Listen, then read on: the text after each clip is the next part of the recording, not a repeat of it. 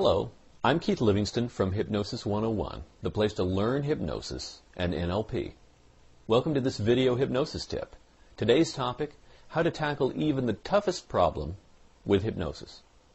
Now, bulimia is a condition in which people binge and purge. That is, they eat too much, and then they feel compelled to get rid of the food by throwing it up.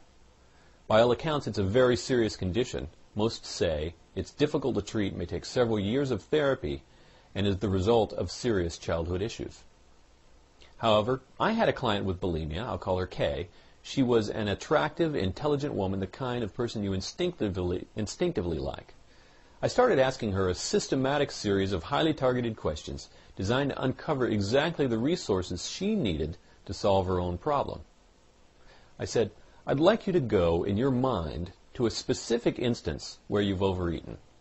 Back up a little bit to the point where physiologically you've had enough to eat, the point where, if you stopped, your body would be satisfied. Now, what's going on?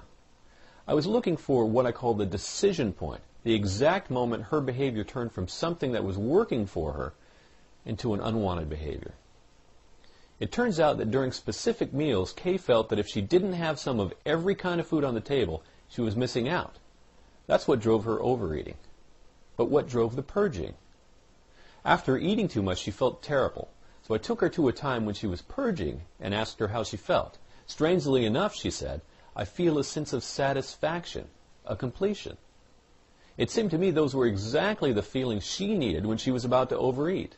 So I amplified those positive feelings and used a technique called anchoring so I could get them back later. Try this out in your mind, I said.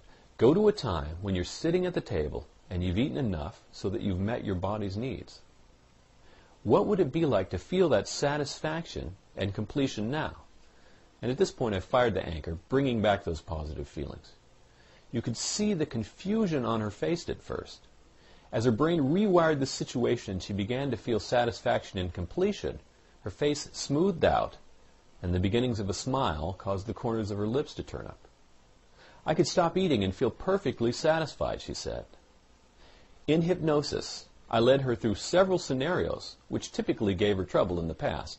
In each of these, we triggered the feelings of satisfaction and completeness at the decision point. A few weeks ago, Kay wrote me again. She said, about 3 or 4 years ago, you treated me for bulimia. You should know that you're a miracle worker. I haven't had the urge for that behavior at all since I saw you. I can't begin to tell you how you helped me. A miracle worker? No. It's just a matter of taking a systematic approach to getting the right information from your hypnotic subject.